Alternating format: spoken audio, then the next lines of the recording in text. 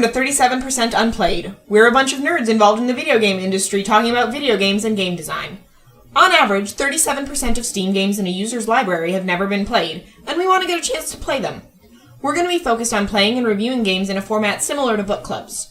Once a month, we'll get together to discuss the past month's game, what we liked, what we disliked, design decisions that really stood out to us, or that we wish had been fleshed out further, and anything else along the way.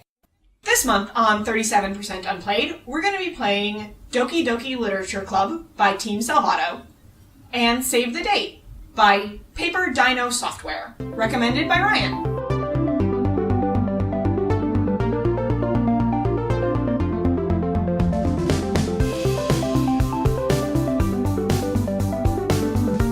I think we should actually start off with two things. First of which, this is not a spoiler-free podcast. No. There is really no way to talk about this without spoiling it, at least not really extensively. Not in a good way. Yeah, not in a way that actually really does what we're trying to do here, which is talk about game design.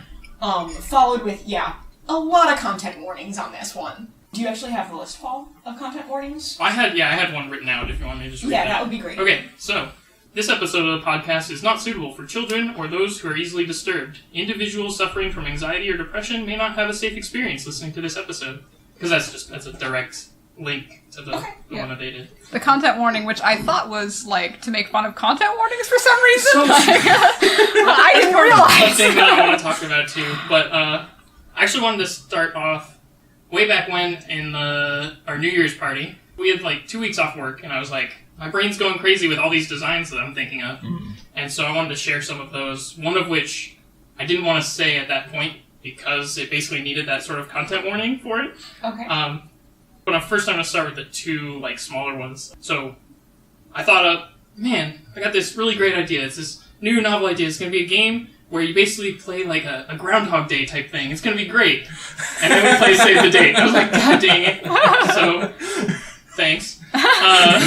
And then the other thing was, I've been playing Pandemic Legacy lately, and so I was like, oh man, what would a video game look like that's this legacy game of you can only play it once, and then it deletes files or something, and then we play Doki Doki, and I'm like, god dang, so I thought I had these brilliant new ideas that no one had ever seen before, and here they are. So that's actually more just a note of nothing's original. Nothing Paul comes up with is right. Yeah, thanks. We don't really have proof of other things. The way you should actually think about it is game design, much like history, is cyclical. Well, what's old becomes new again. Yes, yeah, that's actually also part of it. But also, what I was going to say is nothing's original, but you can kind of put your own spin on it, or you can take it and be that first new original thing. I just listed 2 games for those two, and I'm sure those weren't the first 2 to do it, right? But they're the first 2 that I had heard of. Yeah. And so, you can make something that for someone else is the first time that they've seen this thing. So that's a cool thing. Yeah, that was something I was talking about Undertale the last time we were talking about it, where I had seen a bunch of things that other indie games had, really tiny indie games had done, put into that game. And then, executed an actual game, which I thought was really interesting. So it's just how you take, like Ali was saying, how you take your own ideas and put your own, flavor and your personality upon that, and, that was actually Frank, but I'll take credit for it. I'm gonna be bad in this podcast. That's kind of what I was going to follow up my joke with. Nothing Paul thinks of as original as was going to be something of Paul's kind of twist on it or spin on it, as Paul making it is always going to be different from, me making the same style of game that Frank kind of beat into it anyway. Exactly. I think we could all take a game prompt and make a totally different thing out of it if we got a game prompt. That would actually be really interesting. That would be really cool. That's basically what Ludum Dare is. No, I mean, pretty much. And stuff. Yeah, that's effectively exactly what Ludum Dare is here's an idea, go make a thing. Maybe we should do the next Ludum Dare separately. What is Ludum Dare? So it's a game jam that happens every 3 or 4 months, and basically everyone, the community votes on a topic, and then you all make a game based around that theme. That's awesome. Yeah, it's fun. I've never heard of it before. I think I showed you some of the indie games Corey and I made for Ludum Dares. I didn't know it was for Ludum. Okay, I'll have to show you. And then you put them online, and people can vote on them and give you feedback and just opinions on what it was like to play them. It's really fun. That's super cool. Yeah. So the other one, this is a much more thought out game that I just wanted to share mostly because I wouldn't feel confident sharing it in any time other than where some sort of disclaimer like that has been shared. So for anyone that does know me, this doesn't say anything about me. You don't have to be worried or anything. But okay, so the game would go like this. I know, right? The game would go like this, and I was super proud of myself for thinking about. I wanted a disclaimer at the beginning of my game, just like Doki Doki did. And I was proud of thinking that again before Doki Doki did, and then they did it. So thanks. Sorry. I wanted to start this off with. I wanted to make a game that made people feel something. So it doesn't matter if that was anger or hatred or love or fear or whatever, but just some emotion that I wanted to convey. So it would start off with a character creator and be like, this would be like a super indie game, so it would be really simple, like choose your face, choose your hair, color, whatever. And you would make yourself, and then you would make your significant other. And then you would be placed in like a 3D kind of a Gone Home style like house, and it would be mostly dark, and there would be a light on a picture frame, like next to your bed or whatever. The frame would show you and your significant other like taking a selfie or something. And you'd somehow like interact with that light thing, and that'd be kind of like the tutorial of like you can interact with these things that have light on them. And so that would take you back to some moment in time when that picture was taken, and you'd kind of experience that of like, this was some happy time that you had with your significant other. When you were done with it, you'd get like ported back to the house, and the house would change slightly every time you do this. It would kind of like get messier and have like open pizza boxes or whatever laying around, and just get more disorderly. After that first one, you'd have like 3 or 4 or 5 different picture frames that you could then interact with of all doing different stuff. So like that time where you went to the beach or you went on a picnic or whatever, it would be these each happy moments of your time with that person. Every time you went back to the house, it would get more and more disorderly. And then after you did that final one, there would be like a table in the house, and there would be a light shining on the table, and there'd be some papers there. So you'd go over and you'd inspect the papers and say something like divorce papers or whatever, and so you'd read that and be like, oh crap, this thing happened. And then as you like took those papers and put them away, there'd be like a gun on the table. I didn't know where to go exactly from there because I wasn't sure exactly what I was trying to say, but I thought about a couple things. So like, either the player automatically takes the gun and shoots himself, but that doesn't like give you any choice. What if you didn't want to do that or whatever? And what does that really say, right? Mm-hmm. Then the second one was like, you get a choice. Either you can shoot yourself or you can just like walk away. And then the third one that I kind of felt like going with the most was you take the gun, and then whether or not you have a choice, you like shoot it, but it's empty. And so you like put the gun away, and then you hear this sound like a door opening, and like your daughter comes through and is like, Daddy, what's going on or something. So I don't know, I feel like that would be a really emotional experience for the player. Mm-hmm. So anyway, I just wanted to share that. It was just a concept of a game that I thought about. Yeah, I think that's really neat. When we're done with this, I'm going to look up a game that I just saw one of the designers talk about that they're making in Montreal. That's exactly the same game.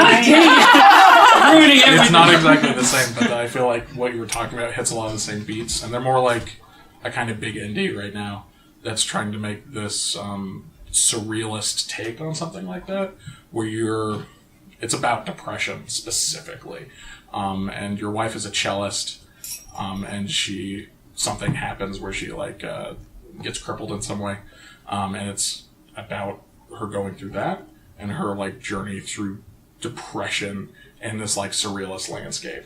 I saw some of the footage from it, and it was insane. Like, you'd walk into a room and she'd like be sitting there on her cello, like doing her thing. You'd be looking at it, and then suddenly you'd look away, and that scene that you were just looking at is now a picture on a wall, and you just turned your head and you're in a different room. It was crazy. I'll have to see if I can find the YouTube thing, but it seems like it was hitting a lot of the things you're talking about. Yeah. Yeah, and so I originally thought you were going in a different direction, but have you seen the intro to The Last of Us? I've watched all of Last of Us. Okay. I played the first like 2 hours. I wasn't a big fan. I know. Yeah. Well, the story's better than the gameplay, in my personal opinion. Which is why I wanted to watch it. Yeah. But their opening is excellent because it sets the stage for everything about Joel as a character and why he acts the way he does, and how he ended up where he is. And it kind of gives you those same like feelings of like he's kind of treating this other girl kind of like his daughter type of thing. Yeah. So that's good. I'm glad you shared that because like I hope to bring more games that are people's like little personal games. Like I might do Sybil as like the next game I do, which is It's a really tiny game, and it's a game about a couple on the internet trying to get together and have sex. Oh, and yeah. it all happens through your desktop on your computer. So yeah, and little things like that I think are good and fun to talk about, and like talk about our personal experiences with them, and, like how we're feeling and all that. Thank you for sharing that with Yeah. us. Yeah, No I problem. appreciate it. It's good. More directed at Doki Doki. I have a note here from the first bit of when I was playing this game. I feel like, Ryan, you tricked me into reading a book. It basically is a book. I mean, it's a visual novel. That's what visual other thing- novels are. It's advertised I just- as a visual novel. The other set thing I plus realized I horror. tricked us into doing was making Frank play a horror game. Yep. Right away. I was like, well, so what's interesting is I'll touch on that Yeah. because when I first read the description, because I went into Doki Doki Literature Club knowing nothing about it. Like I Same. vaguely knew it was a visual novel. Yeah. But that was it. And honestly, I don't even know that I knew that. I think I just inferred that based off of the name, which probably says something about me, but I'm not going to delve too deeply into that. And so when I read the description and it pops up with content warnings, I'm like, this is a horror game, isn't it? And then playing through it, I don't think it is. Yeah. No, I would agree. I don't know. Horror might not be the right Yeah, word. that's kind of where I'm at too, because I've heard people call it a horror game. And actually, when we finished playing it at home, a friend messaged me and was like, "Why are you playing that horror game?"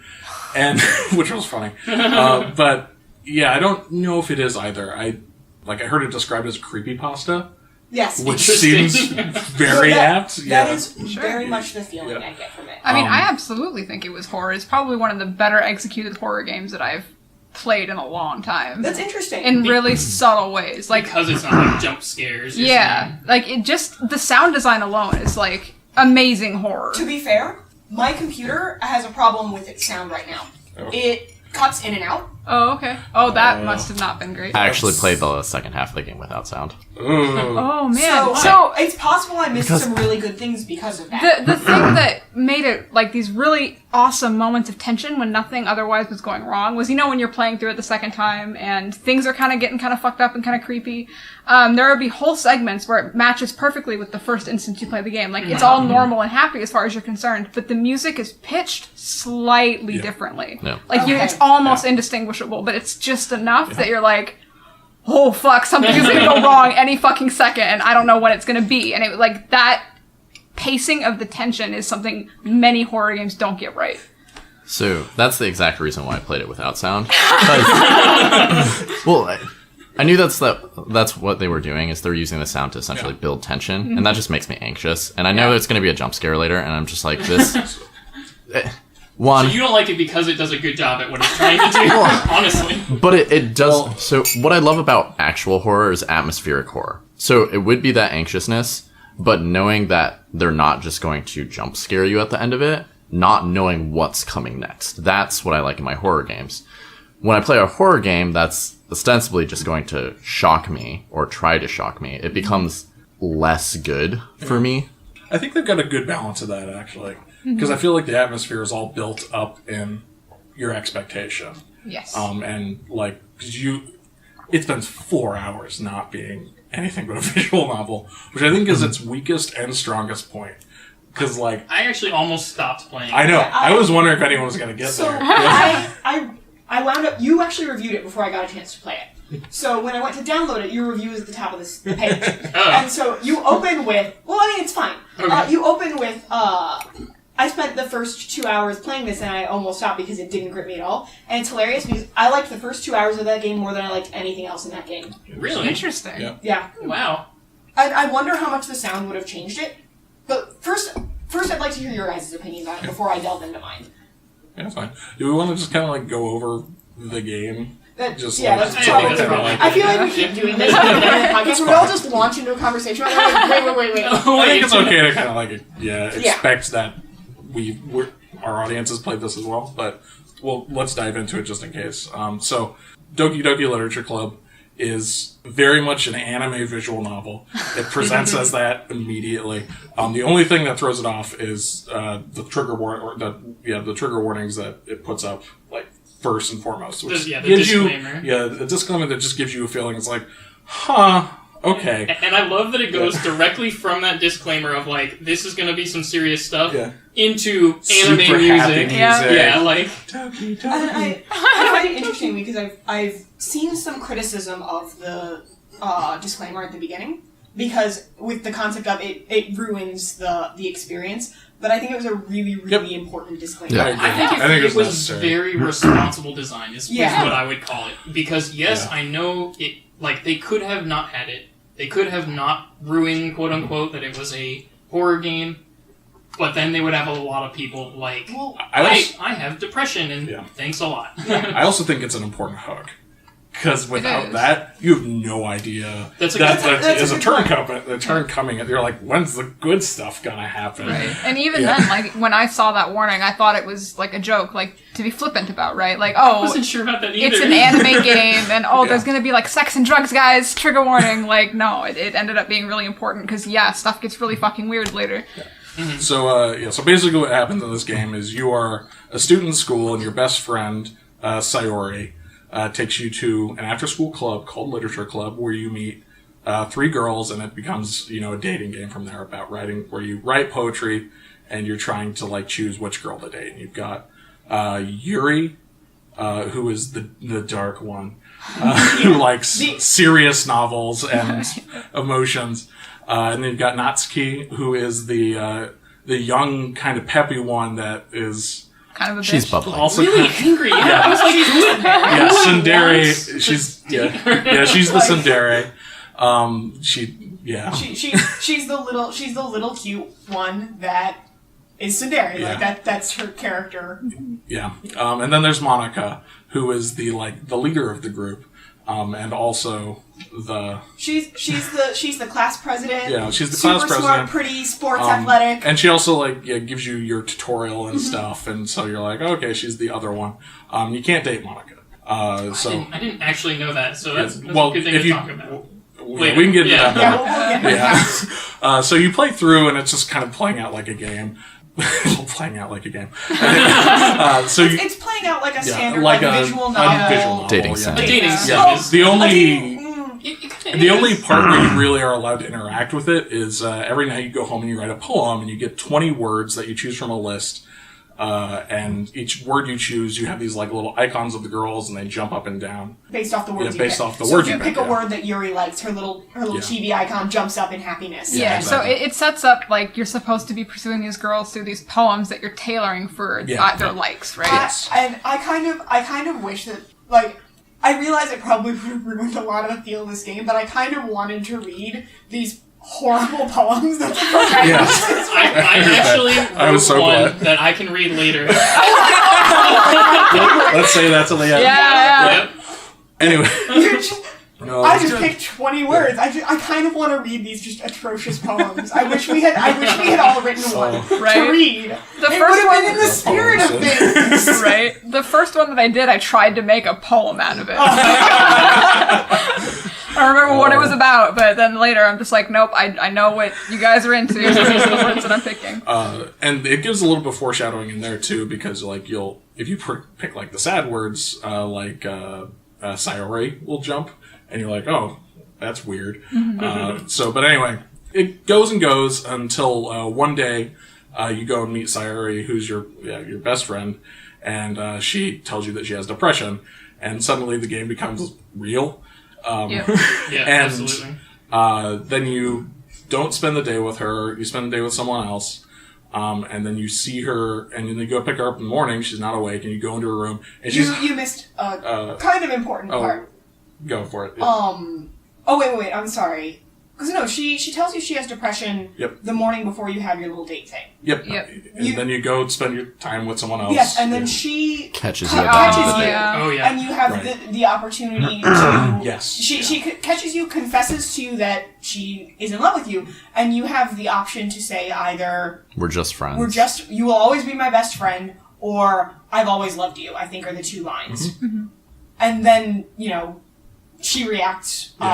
And she reacts basically absolutely devastated either. Yep. Whichever one you say. I was curious about that actually, because I had chosen that, you're always going to be my best friend, but whatever. I've played 8 hours worth of this game. I think I've gotten every option. I want to talk about that part specifically more later too. Yeah, a lot of this, I feel like we're just kind of give you the whole picture, and then we'll start breaking down points and glossing over, so we don't gloss it over.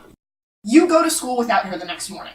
Oh yeah, and she's not there. Yeah. Okay. Yes, you go to school without her the next morning, and Monica shows up and is like, "Oh, I'm surprised Sayori isn't here yet."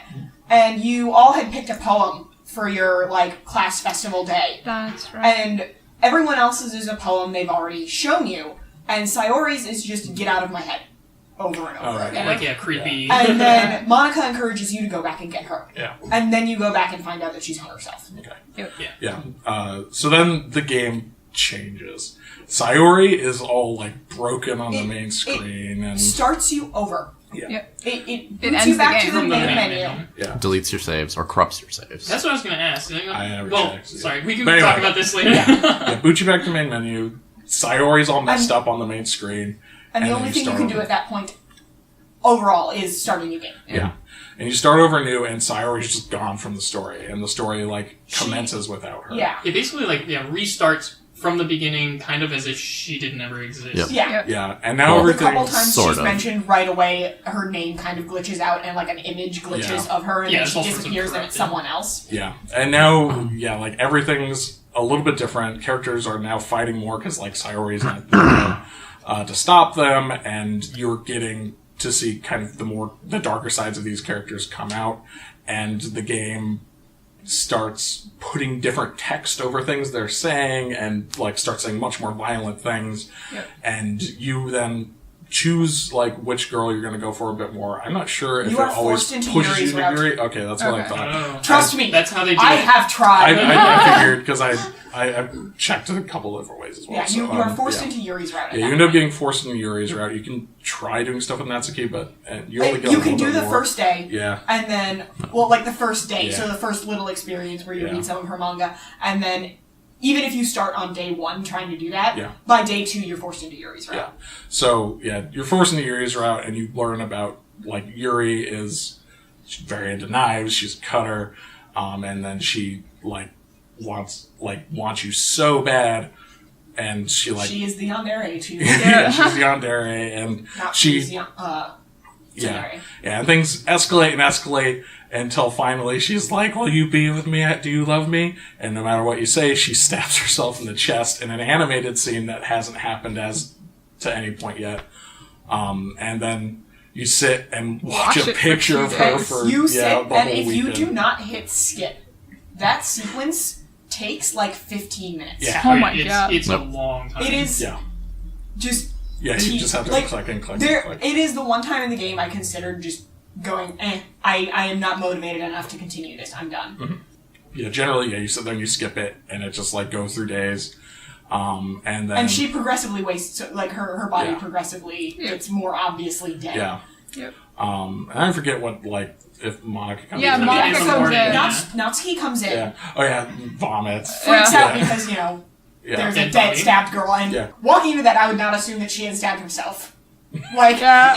In someone else's... He had stabbed her. Yeah, Yeah. that would kind of be the interpretation I would take Yeah. from that, just walking in on that scene. And then Monica comes in. Yeah.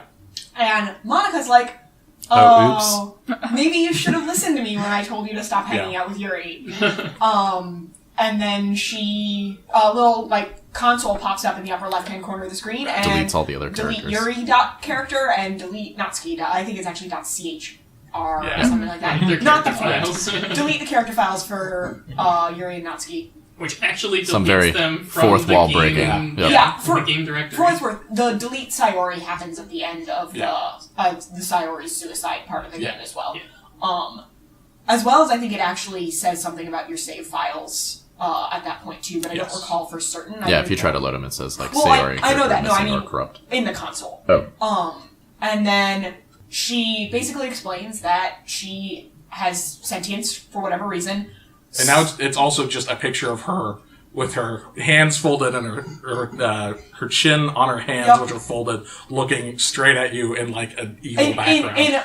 The literature club room is otherwise empty except for the desk she's sitting at, and then they've got these windows that have this animated like loop of space. Sort of space. So the idea is everything else was deleted. Yeah, the idea is everything else was deleted except for her and you. Just and, Monica. Except for just Monica.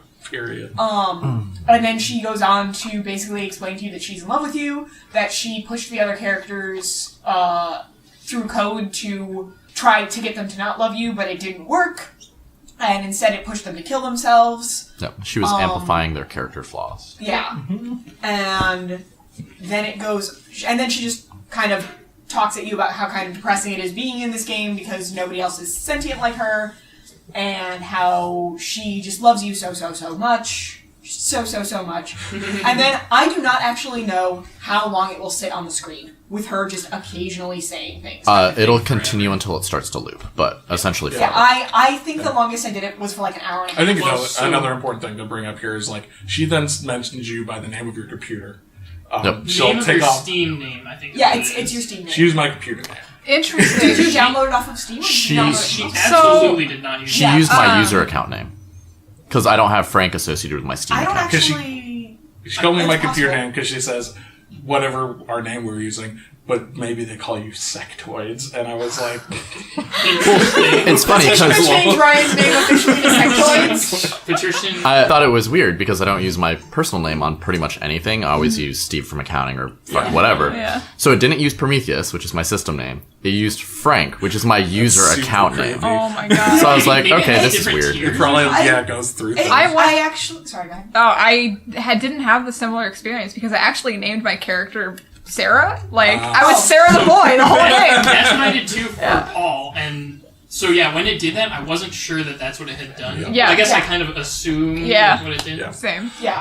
I never use my name for anything. I don't either. So I was like, I'm not gonna be Allie. And so I don't remember what I named myself the first time through. The second time through, I definitely named myself Icarus though, which just seemed appropriate. Yeah. So she calls you by your name. She tells you that she killed everybody else here. She's like been controlling all this because she really wants to be with you,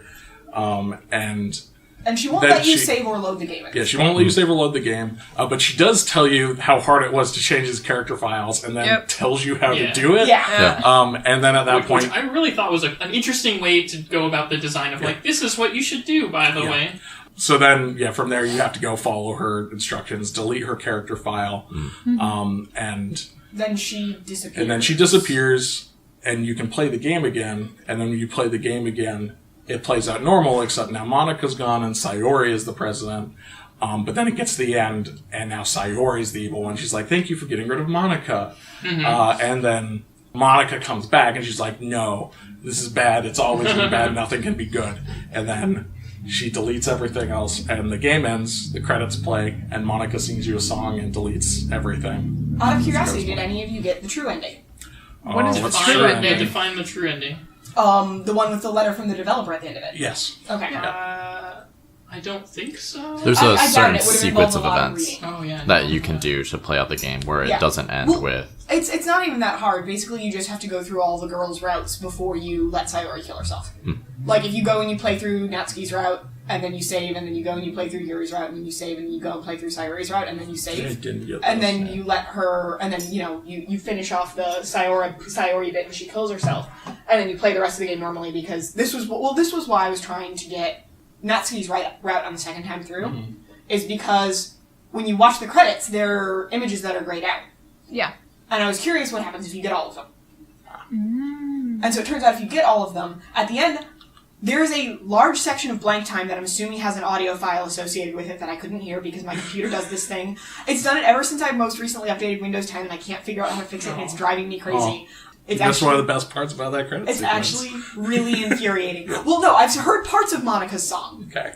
Because it cuts in and out. Oh, which is the worst part. That sucks. That's like a good part of that game. So like I've heard some of the audio, but it's in like 30-second bits and it's randomly. And so after you do that, after the credits, I think it's actually before the credits, but that's not the point. You get a little pop-up letter from the developer talking about a little bit about his making of the game, like decisions and why he made the game. So That's kind of interesting. I'll have to look that up. it doesn't make a huge. So instead of Sayori going like starting to go power mad like Monica does, if you do it that way, she instead talks about how much she appreciates that you went out of the way to kind of take care of all of these people and like be a really compassionate person and try and make their lives better, and how that's why they all love you so much. Which is cool. Yeah, that's dumb. And then it does the rest of the stuff. And like I said, there's a blank section that I'm assuming is some sort of audio file now that I know that that's a big component of this game. Because like some games, audio really isn't a huge component. Yep. Like it's always great for like enhancing atmosphere, and like that isn't to say that audio isn't an important part of games. It's just that it's not always the forefront of the games, and it's not always necessary to the experience. But it sounds like it might have been for this one. So I definitely think so. now I'm sad that now I might go play it on my laptop and see if I actually liked it better. I don't know if you will. It sounds like you've tried really hard to like this game, and you don't, and that's okay. I have a compulsion whenever I don't like something, especially when everyone else around me seems to like it, to try and understand why, and like try to like it, because obviously there are good things about it. Like I have good things to say about Doki Doki Literature Club. It's just overall I didn't like it. That's fine. I know it's fine on like a certain my brain is just like, but why? Why don't you like this thing? Everyone else likes it. Clearly you have bad taste. Why don't we hear from someone else? Well, so the thing, I mean, this might be pretty obvious, but the thing that I love the most about the game is I felt like they did something that I've never seen before, ever, in any game, ever, which is like the kind of, I guess, meta-narrative maybe is what it is, of like, we're deleting files and changing fundamentally this game. I mean, it's like what I said before, like, it's basically a legacy game of, like, you can, quote-unquote, only play this once. I would argue that that's more meta-design than meta-narrative, though I think it has meta-narrative as well. Sure. I think the two are kind of intertwined. I think it's hard to do, especially it's hard to do meta-design without meta-narrative, but I think you can definitely have a meta-narrative without necessarily having meta-design.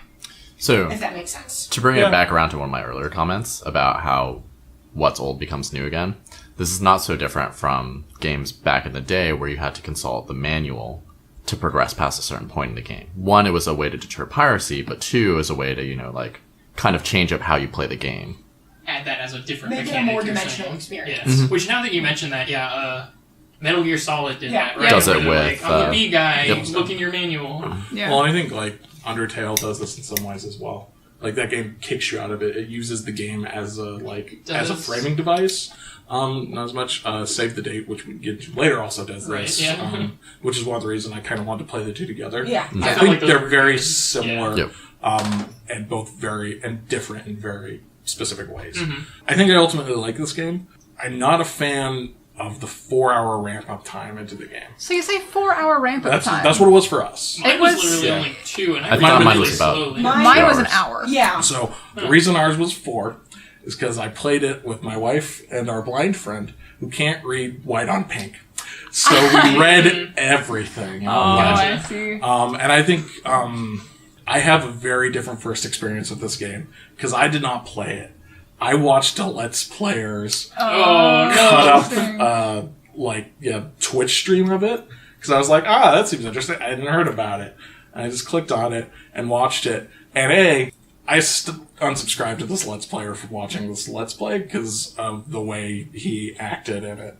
And that led me to a different thing, which was watching Let's Players play this game and watching them try to work around the social politics that pop up in it as soon as Yuri starts talking about depression. Because oh boy, did they fuck that up a lot. Oh really? Well, it's because it presents itself as a visual novel where these girls are just here and you choose the one you want to have sex with. So when you've got bro-y Let's Players that are here just talking about with their young boy followers, just saying some of the worst shit, and it's just whatever, fine, do your thing. But then suddenly it gets real, and they don't know how to react to that, and they try to stick with this persona that's yeah, boys, we gotta get that puss. And when this character is crying out her, just laying out her, I can't be happy around you, and they're just nah, boy, I gotta stick with that Yuri puss because that's where I'm going. I'm just oh, you're the worst. Yeah. And my God. Unsubscribe from everything. yeah, and then and that happened definitely on that first one I watched, which I just got rid of, and then I watched another one, and they just kind of like they were heading in that direction, but then they just kind of stopped, and they were awkward and didn't know what to do. What a thing to watch happen on someone's face. Exactly. Like, Yeah. So I feel like that's that first little bit, like that's just it's long, and like for us it was especially long. Like my wife and my friend that were playing, we were just like, Ryan, why'd you make us play this game? This is so long. This is just going and going and going. When's it gonna get good, Ryan? And it was like, just keep playing, just keep playing. And I told them it was like Save the Date, so they kind of knew something was gonna happen. And it just like, you could really feel that first section. But I feel like that first section is so appropriate to like set the tone. Yeah, it's not just appropriate. I feel it's necessary to set the contrast between that and the latter half of the game. I think if it had gone on 4 hours, I would feel similarly to you. It was a really long ramp up time. Yeah. But I read quickly. Yep. So like, it was an hour, maybe. And I think that's reasonable. For the ramp in. It's also important to get you invested in the characters. Yeah. Because if someone just comes up to you in a video game specifically, not real life, but someone comes up to you in a video game, it's like, hi, my name's X, and then commits suicide. It's like, I don't even know you. That's sad because you killed yourself, and that's unfortunate, but also... Yeah, right. You don't feel invested, but then when it's like, oh crap, I did this because of my actions by going for this girl, and then this happened, and she was my best friend, like... Well, it's more impactful. It's the cop-out in most games where they fridge a character, and then you're supposed to feel emotionally connected to it, but if they didn't do any of the prior work to building up that character, it's mostly symbolic, and it doesn't really justify the decision. So that feels wrong. Yeah, it feels weightless, weak. Pointless, yes. I have a question. Mm-hmm. You don't get to answer this because you had a very different experience than Ryan. Who saw it coming? Who saw Sayori's suicide coming? So, the first time that they said, go check on Sayori, and you go, this is before you know that she has depression, they do this pause where they, and then I went up to the door and everything's black, and then they do this pause, and there I was like, she's gonna be dead. And then they don't. Yep. And I really enjoyed them subverting me there, because then the second time I was like, is it gonna be the same, or is she gonna, oh yeah, she's dead. So that's pretty much the turning point for me, where I was like, I see what you're doing now. Okay, because see, I'm wondering if part of the reason I had trouble investing in this is it was pretty clear for me by, I think, day 2 that Sayori at least isn't as happy as she seems, if not is depressed. And based off of the content warnings and what little I know about it, which is that Ryan would not recommend your average visual novel. Till next time. Don't metagame, Alex. Yeah. No, this is not D&D, I'll metagame all I want. You say that about Doki Doki, you're gonna have to metagame. Especially because or either Sayori or Monica, or possibly both of them, I forget off the top of my head, make comments that suggest that Monica is pushing Sayori towards killing herself. That is, when that stuff started happening, that is when I became really suspicious as well. Was the hinting that Monica was pushing her to do also that. kind of ruined the eventual twist of Monica knows what's going on for me. Yeah. Well, she kept fourth wall breaking, so it was just another way of foreshadowing what was going on. I thought was really interesting. I feel like it wasn't foreshadowing, I feel like it was just spoiling it. It was too obvious for me. So I feel like the intention there was for her just to be this tutorial character, which I think might exist in a lot of these games, where they're just like, they're the person that's there that is breaking the fourth wall, save your game, do this and that. No. And she's just expected to kind of be this throwaway thing. But I felt like the foreshadowing was really heavy. Just like you did. Yeah. I felt like it was too heavy. Yeah, I don't disagree with that. And it's not necessarily they did the foreshadowing badly. To me, it was very obvious what was going on, but before Sayori even killed herself, let alone you continue down those subsequent paths. So, I knew something was going to happen, but I didn't necessarily know, Sayori was for sure going to kill herself, or that Monica was this meta character kind of thing. Are you saying, you totally saw all of that coming? I didn't know that Monica was going to be messing around with game files, but I knew that she was aware that it was a game and that something was going on with it. I knew that she was clearly... Like I said, comments are made that she is pushing Sayori towards killing herself in the first playthrough of the game.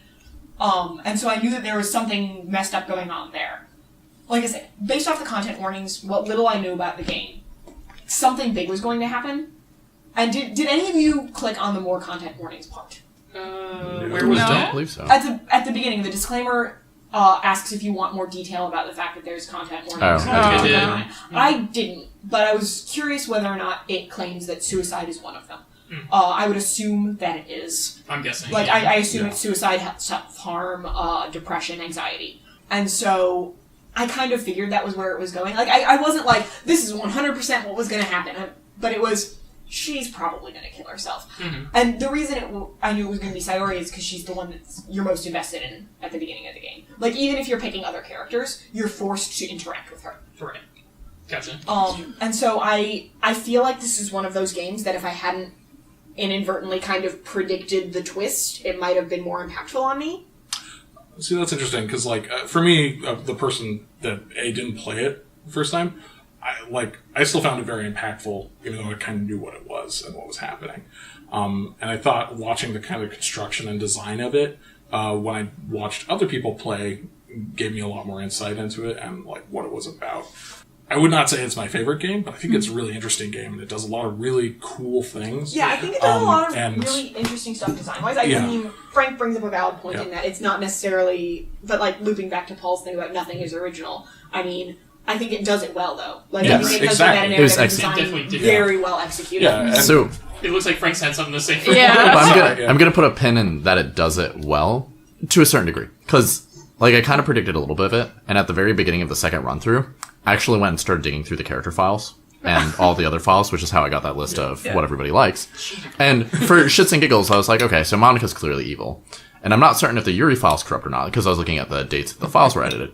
And they don't edit the actual file, so there's no change to it. So I'm like, okay, well, I'm just going to delete Monica, and I'm going to delete Yuri, just for shits and giggles. At the beginning of the second, playthrough. And then I restarted the game, and nothing happened.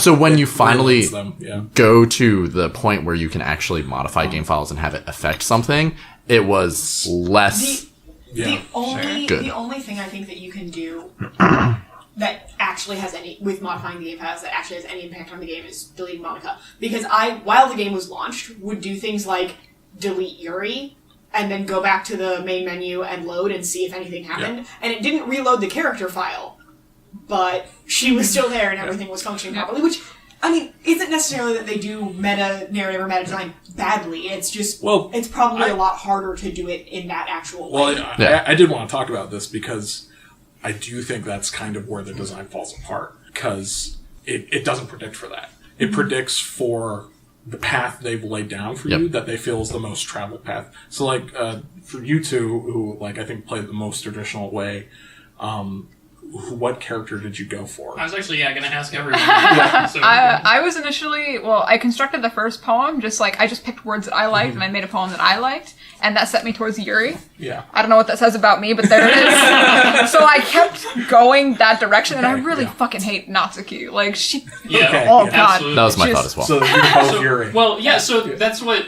Talking with you guys and hearing the routes that you did and what it sounds like is their design, I'm actually really sad because I went Yuri, and then the second time I went Yuri because I was like, no, I gotta try. That's exactly what I want to talk about. I was really scared that this game was gonna do the thing like, oh God, I neglected Sayori and she killed herself. I like Yuri. If I neglect Yuri, is she gonna kill herself? Yeah, that's what I was going. And I love that it doesn't do that. Yes, like, that is actually one of the things I really like favorite about things this about game. it. So someone say what happens when you go the other way. First of all, oh yeah. Who did you romance? Right. Oh, or did you try for it first? When I played it with the two other people, they saw the Monica shit immediately. They're like, because they wanted to date Monica. Yeah, because she was the cool one. The fact that she's not an option for you, I think that is one of the things that. One of the flaws in the design for me overall is that they don't present Monica as a viable option, and I think if they had pretended she was a viable option, especially in the beginning, I think I would have bought into it more. Well, but that's part of what Monica's pissed off about. She's pissed off she's not romanceable. Well, I get that, but I think you could still tell an interesting story and do it in a way that's less predictable by having her start off as a romanceable option. Real quick. What makes her not romanceable? Is she not one of the options? She's not one of the options. I did not even know. As part of the game design, she's not. And even in, like, towards the end of it, when you're picking poems, and I think the second or third playthrough, you'll pick words where you'll see her little portrait jump up a little bit. And she's just totally pissed off that, she's not in this game. Yeah, I actually didn't... So, I'm sorry, who did you wind up romancing, actually? We romanced everyone because we couldn't do Monica, so they were just like, whatever, let's do Natsuki today, Yuri tomorrow. Well, so my compulsion in any game where you have to make friends or pick someone to date is to make friends with everyone before I pick anyone to date. So, like, I knew that there was going to be, and like I said, by pretty early on, I figured Sayori was going to kill herself. I didn't know exactly when, I didn't know exactly how, but I knew that that was a thing that was going to happen. Or maybe almost kill herself and you stop her or something to that effect. And so I'm like, okay, well, the first day I kind of picked words, like, I kind of did what you did, which was pick words that I like, which Yuri, which doesn't surprise me. With, you know, a sprinkling of, like, Natsuki and Sayori in it, because I also like cute things. But so I did that, and, you know, you have the conversation. And then I felt really, really bad, because Natsuki seemed really, really upset that you clearly like Yuri's writing better. So I'm like, okay, I'll go for Natsuki this time. And then I went for Sayori on day 3. Which, by the way, makes the whole interaction with Sayori on day 3, which is where, if for people's reference, if they haven't played it recently enough to know, is where she really, really starts to get, she sits off on her own, and she doesn't really want to talk to you, and she's clearly, I think it makes it really, really more interesting, or at least it would if you read the poem before she started acting like that. Because I feel like, especially with how she's portrayed, it would be kind of an interesting portrayal for her to react that way once she starts thinking you reciprocate her feelings. Though I don't think it was necessarily good or bad that they did it the way they did it. I'm not trying to say that it was a bad decision to do it that way. And then, you know, the rest of the game happens. Yeah, on the design of this game, I think this is a really well-designed linear game, but it also presents itself as a non-linear game, which I think is the false. Yeah, and I want to go into that a little bit more because, like, the game like sets out in its narrative that, like, okay, you've got your best friend Sayori, but it's pushing you towards Yuri in all these really small ways, and a lot of them focused at the audience that's going to play this, which is, like, people on Twitch and other people that are just, like, hearing about it and, like anime shit and visual novels. So it pushes you down that path, and it's built for you to go down, hang out with Yuri, choose Yuri over Sayori, and then feel really guilty about that. Go in, continue going for Yuri because you know, oh, this is a visual novel. I just want to get, I want to have the sex pics, and then you keep pushing through. Which is, Sorry, I made a really disappointed face. And it just wants you to keep going down that path and, like, not push at the edges. And it's constructed really well if I think you fall on the path, but as soon as you start poking at the edges, or you're like, oh, cool, well, what would happen if I did the other thing? The fork just goes right back into the path. Because it completely takes away your choice. Yeah, well, it reveals that the choice was ultimately not a choice. Well, yeah, that's Sorry, go ahead. Well, that's what I was going to ask is, like, what happens... Someone said you can't choose Sayori at the start. No, you can't. Yeah, you can. You can choose any of the non-Monica girls at the start, and each of them has 2 scenes in the literature club, and then in the case of Natsuki and Yuri, they have the 1 scene at your house, where either you bake cupcakes or you. Are you unable to pick Monica as a choice to go on the date with? Yes. Yeah. You cannot. Okay. Yeah, so Because when you try, I did. Yeah. Really, well, I actually was trying because Sayori. Because at that point, I hadn't gotten an interaction with Sayori, really. Yeah. Like, all you get is the sad day on day 3. And I'm like, oh, well, I want to hang out with Sayori more. And they're like, you can't do that. And I'm like, fine, she's working with Monica. I'm going to hang out with Monica. You can't do that. Is that what they... Like, they So- just come up with a message that says... There's a When little you- conversation, and it's basically Monica... Because, like, when you are presented with that choice to begin with, Monica's like, you can come help me! And Natsuki and Yuri are like, whoa, wait a minute, no, you don't get to decide. You already have Sayori's Yeah, I head. remember that. I feel like that illusion of choice that they give you is very much part of the game. Yeah. It's like, the fact that it's an anime visual novel, and the fact that it's an illusion of choice that every shitty anime visual novel has, right? You do get to choose in the first path. Like, with the exception of Sayori, who gets instead the suicide section instead of the date section, you can pick Natsuki or Yuri. I've done both. They both get about the same amount of content in the beginning, which is they each get a little sequence with a picture, you know, the close-up where you're reading together on each day, and then they both get the little sequence where they come to your house. and that's why I say I think it's a really well-designed linear game, because it is built... To kind of funnel you down that to path. funnel you down that path, and the narrative is built to support the linearness of it. Like, all of Sayori's story is really good because it doesn't feel like your choice at the end. If you choose to, like, say I love you or I don't, or go with her or not, her, whatever that choice is, even though it's always the same, feels good because it's backed up by her depression and the fact that you can't change depression with a choice. Mm-hmm. Like, and I think that's the strongest part about, like, the mental health story in this game, and how that's used. Well, why don't we talk about the we could talk health about story in that game? Because yes, that, and I feel like that's the only good part of mental health. Okay. Well, maybe not the only good part. Well, Let's talk about mental health now. First of all, one of the reasons I really didn't like this game personally is because it really feels like it is not quite, but borderline fetishizing mental health or mental illnesses, and especially suicide and self-harm in teen girls. Yeah. Which is really gross to me. The big part about why I didn't like it as a horror thing is it felt a little bit too much like torture porn than it felt like it was actively using those sort of moments correctly. Than a psychological horror to me personally, but once again, the audio may have changed a lot of that for me. It's hard to say without having experienced it. But yeah, I don't think it quite gets to the point where it's fetishizing mental illness, but I think it is kind of towing that line. You're saying I guess I should ask, what are you trying to say when you say that? Like, it's making that, like, people should have sex with people? No. So it's kind of trying to, and there are points in the game that do not do this, but it kind of reinforces the narrative, especially in the beginning. At least it feels like it does until you get to the Just Monica section where she talks about it a little bit. So this is with the caveat of, prior to that, especially because you can miss these parts if you don't do a lot with the Just Monica bit, that they're kind of, there's a lot of, like, broken bird, like, oh, you should try and fix people. Especially with how it's presented as Monica pushed them, so that initially they had all of these. So Sayori, the impression that I got was, even if Monica hadn't, if Doki Doki Literature Club existed as an actual game where Monica didn't gain sentience, Sayori would still have depression. Yuri would still commit self-harm. And Natsuki would still have an abusive father. Yep. Like, those are all things that would continue to be the case. Mm-hmm. In which case, you're kind of swooping in and having to... The narrative would most likely be, and it's implied that the narrative would be, your job to swoop in and save one of them. Right. And I feel like... From themselves. Instead of... Go ahead. Which feels to me like a kind of gross and common narrative when media portrays mental illness. Kind of like they're all damaged goods. And, and so okay, gotcha. I see what you're saying. Part of the problem I have with how it handles mental illness is similar to the problem I have with how Kill la Kill handles empowerment.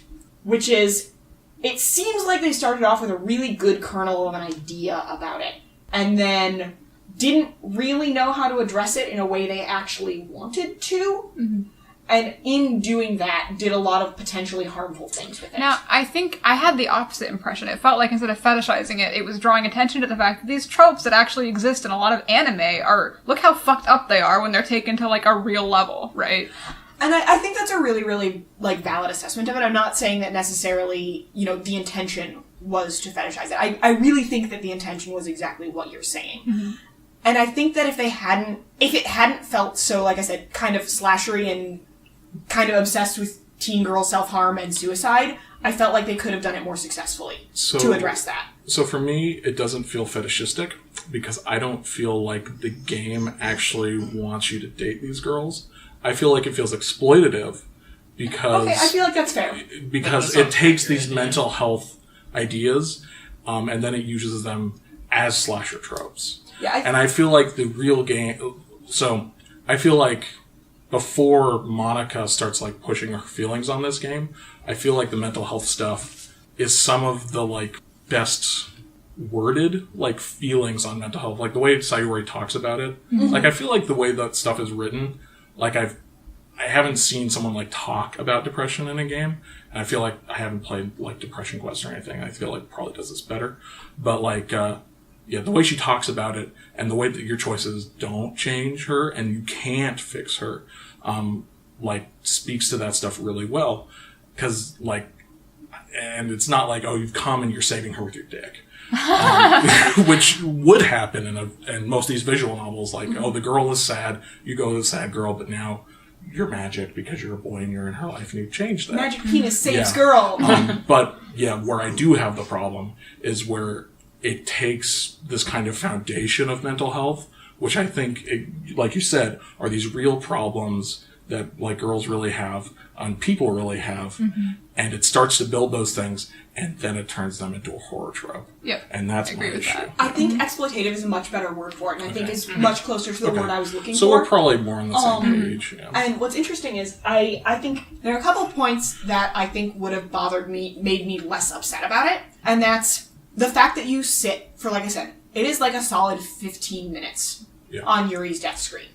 And, like, they do some interesting things with the art there, where she definitely further, like, her cheeks get more sunken, her eyes get more glazed over. So you clicked through all that thing?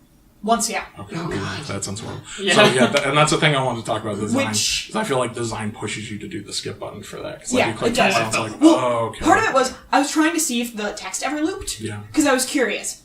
If it does, I didn't catch it because it's all garbled nonsense anyway. Like, it might actually be like a Wingding style font, but it's garbled enough that I was not motivated enough to be like, is this maybe a W? I did not have that level. Find Did out you the guys, A's like, first. when those texts came up, did you ever go into the history tab? Because sometimes it would show you what it was saying. Really? Yeah. Oh, never with the garbled text. Did it translate the garbled text? Not the garbled stuff, but the stuff that would Yeah. come by super fast. You could Sometimes see it in did, the sometimes history. it didn't. Because I tried that because I missed one once, and I was like, God damn it.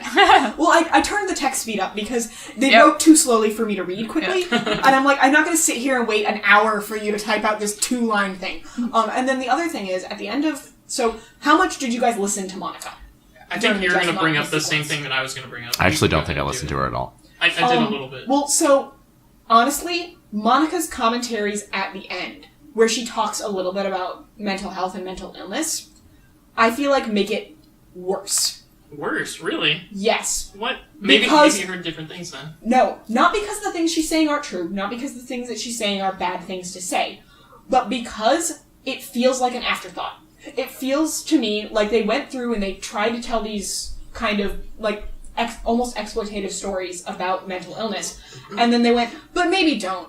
So what did she say? Well, yeah, hang on. So I have 2 of them written down, and right. I actually maybe took it the other way. I thought it was good commentary kind of from the developers of, like, actually, like, despite what you might have played in this game, here are some thoughts of, like, ways to handle things well. And I think if it hadn't been optional content, I would agree with that. It's a little bit optional. So the thing, at least as far as I'm aware, maybe it's not how this works, is you actually have to sit through it to see the part where she says, like, go to this character she, like, file, right? opens with the character. Well, Really? like, so, all of the things that I thought were, like, decent bits of mental health stuff were after the, here's how you delete a character file. I don't know what Monica Yeah, thinks you guys sorry. are talking about. So Sorry. here Yeah. are 2 of the things I've been written out verbatim. So she said, maybe not verbatim, but whatever. So she said, just being with an introvert can make their day, even if you don't do much. Just sitting in the same room with them, even if you're not doing the same thing, can make them happy. And I think she had like a long story about an introvert thing. And then one of the other ones was, if someone has depression, they probably won't ask the world for help. Do something to make them look forward to the next day. Tell them you'll see them tomorrow. Lend them something, or make plans in advance to hang out. And, like, to me, I was like, these are awesome, but maybe Like I they said, were kind of after. They are after she tells Okay. you that. Because that's in the... So, when you get to Just Monica, she does her little spiel. Yep. Which includes, here's how you delete a character file tutorial, without being a tutorial. Can I just real quick Yeah. point out something, too, that I think none of us experienced during that part? If you're streaming, she comments on that. Oh, That's I know that she'd done that. Yeah. Or she That does is that because wonderful. I was curious about other people's reactions to the game, so I was looking into it. But I haven't actually watched a stream of it, and so I know that she commented on streaming. I didn't realize it was that, and that's cool. I also want to point out a really interesting thing about that part that I think is cool is, that is the only point in the game where I think there's a legitimate jump scare. Really? Because What'd she she do? will point out that she doesn't like other people watching her. And then talk to your stream. Oh Yeah. my god. And then she'll be like, and then she'll say something and be like, I forget exactly what it is. We'll have to watch a YouTube video after this. But it like slowly zooms in on, because she's like, I'm going to scare you or something. It slowly zooms in on her and then jumps back and she's like, haha, I'm just kidding. And then boom, jumps. Oh, that's awesome. Which is, God. I think is perfect because that's like a commentary on Twitch streamers. Yeah. People that are all No, like, that's about really clever. freaking out on things. So yeah, I like that. But yeah, both of those comments are made after her spiel. All right, Because true. So, yeah. after that, you can sit on that screen for, like I said, I think the longest I did was like an hour or an hour and a half. Jeez. Where, well, I mean, I had it off to the side over here while I'm checking my email or whatever I'm doing, because it's just, there's a couple minutes of pause, and then she says a thing, and you click through and you read the thing, and then there's a couple minutes of pause, and then she says a thing. Mm-hmm. And so I think the fact that those were included as optional content instead of actually as part of the overall gameplay experience, especially when you're doing such a linear game, and especially when they've already pushed, like, so the depression one about saying, you know, I'll see you tomorrow and stuff like that. I think it's really, really interesting that they chose that as a thing to try and help people with depression when they went and had Sayori completely ignore that. Because you're like, tomorrow we'll go to the festival all day together and we'll spend all day together and it'll be great and I can't wait and I'm excited. Maybe I think she goes doesn't and work. kills herself anyway. So I don't think it was a bad choice to say that. I just think it was an interesting choice. It undercuts Well, what else they were I think doing. what the bad choice is they're, yeah, like you said, they're trying to say, oh, Monica made that stuff, like that bad stuff really happen, and otherwise she would have like hung out with you. And that's where I think it gets bad, is they're saying, oh yeah, well, these things have just gotten worse because Monica's here. This has gotten to the exploitative point. And Yeah. That's where that falls apart. And for me. so- And I don't like that, and I think that's a bad intention. Mm-hmm. Yeah, that's really I think it was more of a well-intended, poorly executed thing than necessarily a poorly intended thing. I Personally. think it would have been really powerful if they ended that game instead with Monica's letter with just a text wall that pops up with those little things, and it just gave you like those quotes basically saying, "Hey, Yeah. this is how you Here are can some I interesting agree. ways Here are to deal with ways you can or help good your ways. friends. Yeah. Yeah. Here's a link to go get help if you need it." 'Cause, yeah, and I all- think that would have been a lot more powerful. For me at least, all of the I do agree with you that I think that the depiction of Sayori's depression in the beginning and how she talks about it is much truer to a lot of depression portrayals than I see in media. Mm-hmm. But I think outside of that, and the notes, like I said at the end of Monica's like, here are some tips for helping. Those are the only two really positive things I got about mental illness in this game, personally. Positive, yeah. I would definitely agree that those are the only two positive things. I feel like, again, it starts in a decent place with Natsuki and Yuri, and it has no intentions to go to a positive place with them. But I feel like it starts talking about more, for lack of a better word, kind of realistic portrayals of that stuff. But then it blows it up and turns it into the horror game it is. So Yeah, I think I would have And- better feelings about Yuri in particular if it hadn't been for Monica's commentary during the game about her self-harm. Yeah, it was sort You of should have been flippant, drawing right? attention Like- to it, yeah. yeah, Well, it was sort of flippant. yeah. I mean, it was more than sort of flippant. It's very flippant. And I get that that's kind of Monica's characterization. Yeah. But when that's the primary view you're getting of it, I think that can... I think part of the reason that Sayori's is much more successful for me than Yuri's or Natsuki's is Sayori is the one that talks about it. Yes. Whereas you're hearing, so especially if you didn't pursue Natsuki's route, it would be kind of easy, I think, to not realize that her father's abusive. But yeah, I did not notice that. I at caught all. that. We were on that pretty quick. You're but also married to a social worker who for sure, but Yeah. we were there's shit going on at home. Well, yeah, there's clearly something going on, Yeah. but I think that the immediate leap to abuse is partially due to your experiences. Due to we didn't immediately jump to abuse, but we're Okay. there's shit going on at Oh, home. yeah. No, I definitely think yeah. you're going to recognize that something's Yeah. not right, but I I think think that that's- if you yeah. don't pursue anything with Natsuki, it could be really, really easy to not realize that her father's abusive. Oh yeah, I Yep. had no idea. Totally Yeah, just I thought she was just a jerk, and Yeah. that's how she was. Because, yeah, the That's way... what every anime game sets up, right? Yeah. She's just a jerk because that's the archetype. And that's the route that I went didn't comment anything about Yeah. her. Yeah, it with- basically didn't do I any... think maybe if you side with Yuri during their argument in the second playthrough where there's no Sayori, Yuri might say something that alludes to it, but I don't think- remember for certain. I think actually that is the case. Yeah, she says something like, you wouldn't be so angry or something if you didn't have abuse at home or something. Because I do think I heard Yeah, something. They might have after- that pop up after in all that. one of the black text segments Yeah, as well. I think it was black text, and like I said, I think it happens, but the last time I played through, I was trying really, really hard to go after Natsuki to see if you could... Well, I didn't want to look up spoilers for it. Like, that defeats the purpose. I finally wound up having to do so because I'm like, I can't make this work. What? Am I doing a thing wrong?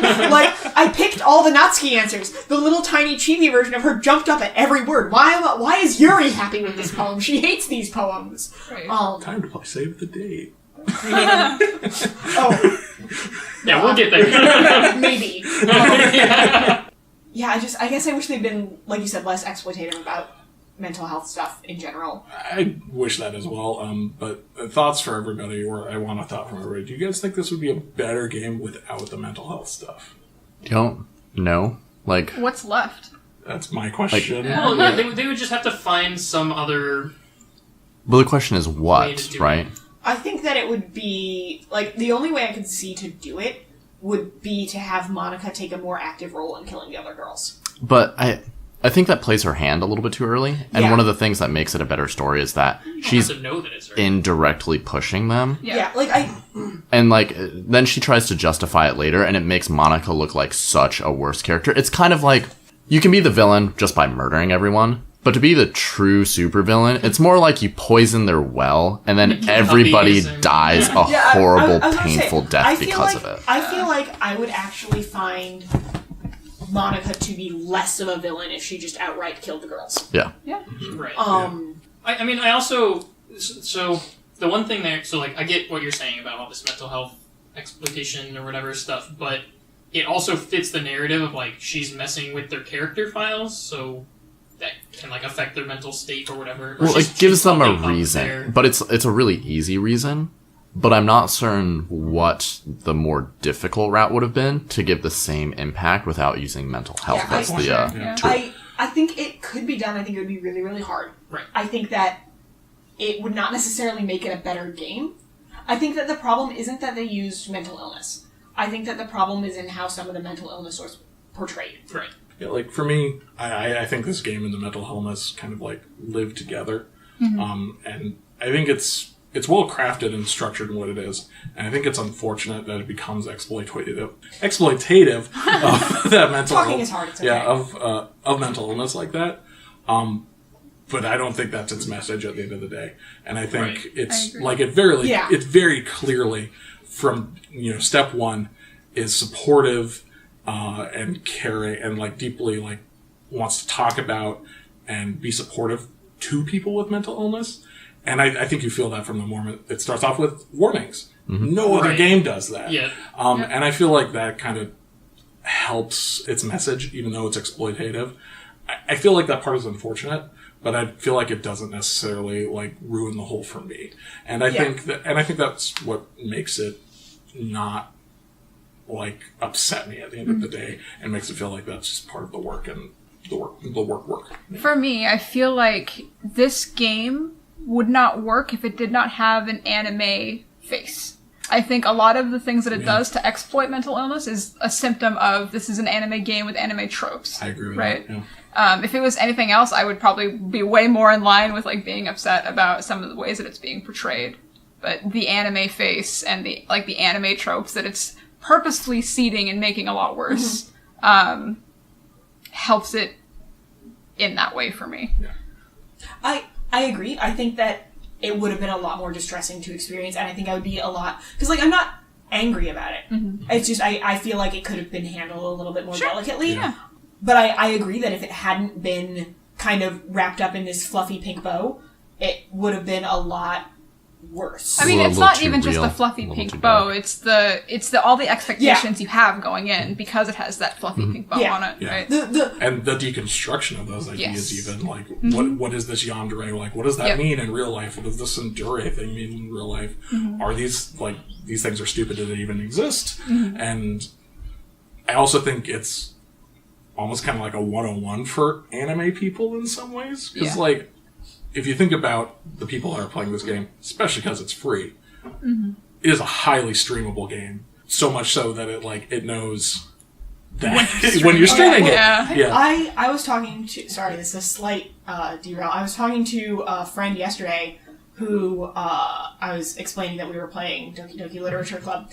and this gentleman teaches at a middle school. And he's like, oh yeah, my students are all talking about that. And I'm like, oh my god.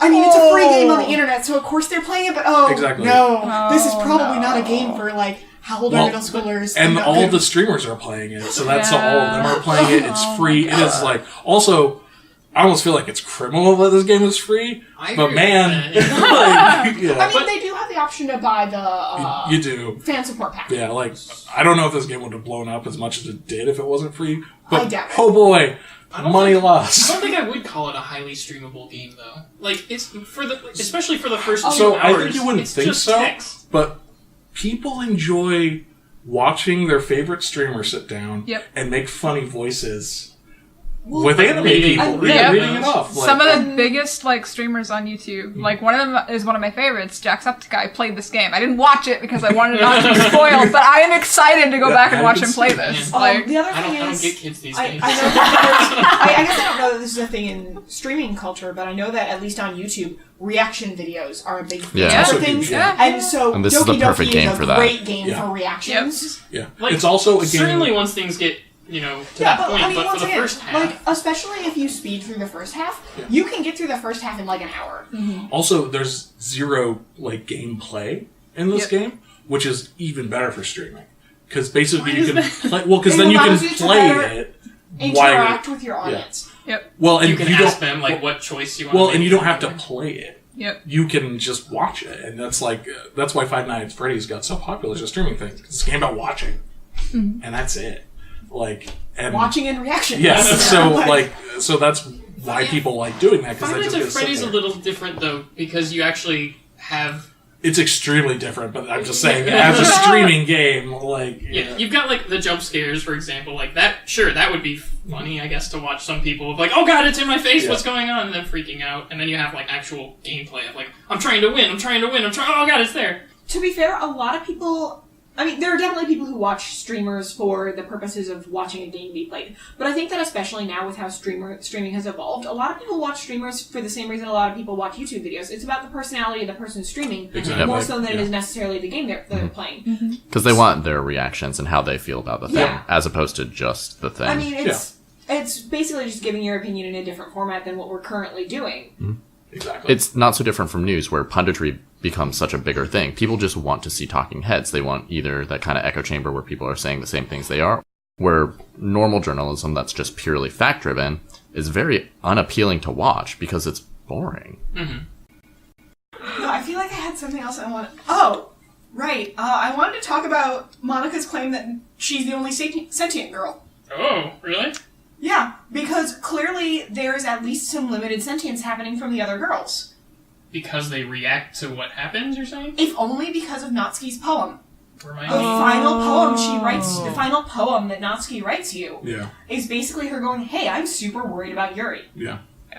She is acting really weird. I feel like Monica is involved. Monica is being really, really dismissive of it. I'm really, really concerned about this. It is kind of clear, and I think, I'm not sure if it was done deliberately. I really hope it was done deliberately.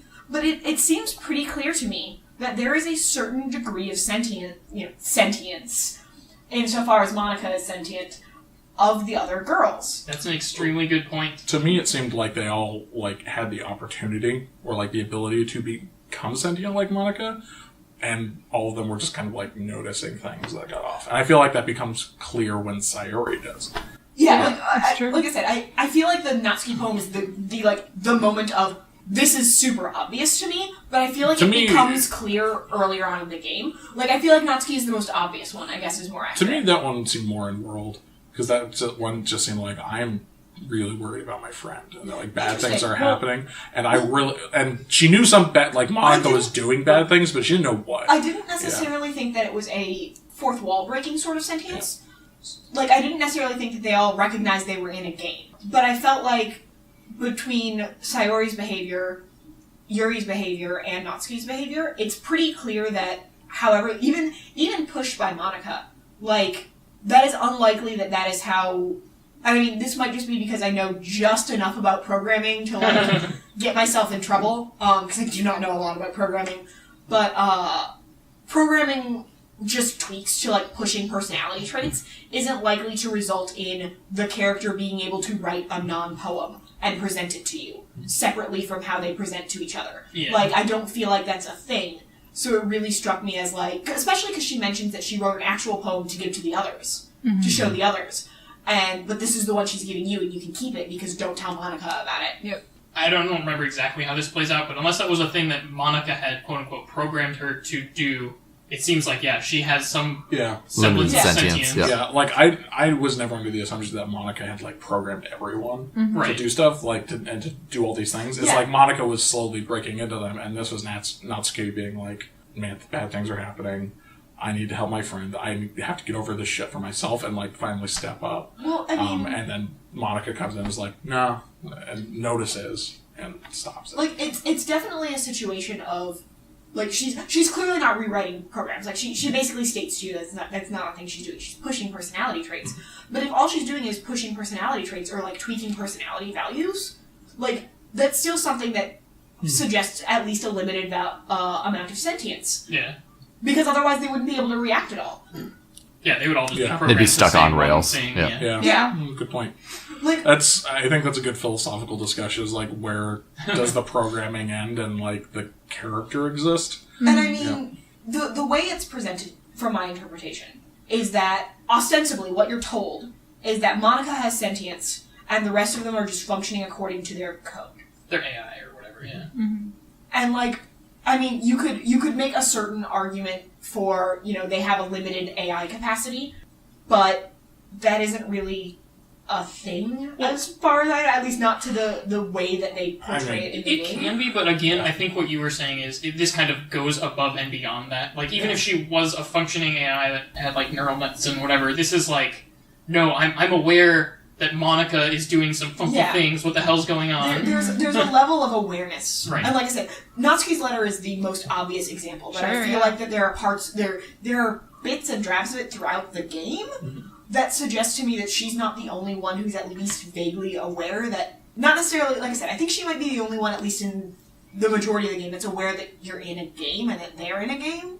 But I think that the implication that I got from it was that all of the girls are to a degree sentient. Yeah, to me, the way I read it is they were all, this is reality for them, and they're all sentient in their reality, and can, like, act autonomously when different things happen.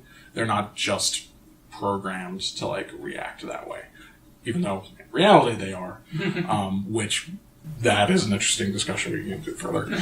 But that's kind of how I felt. Is like, the game in its fiction is like just this, like, living literature club with these characters that are autonomous and, like, act as their character is supposed to, and can change from there. That's why when you replay and the other character is missing, that's why they change a little bit as well. That makes sense. Like, I could definitely see that, and I'm willing to bet that is more the intention than how I interpreted it. Yeah. Because that makes a lot more sense based off of what they got for us. It's interesting, though, because a lot of what Monica's pissed off about is she feels like she's better because she's not pre-programmed to love you, but she does love you. So is she pre-programmed to love you? But because of the game rules can't engage, right? It was commented out. You feel like she wasn't pre-programmed to love you?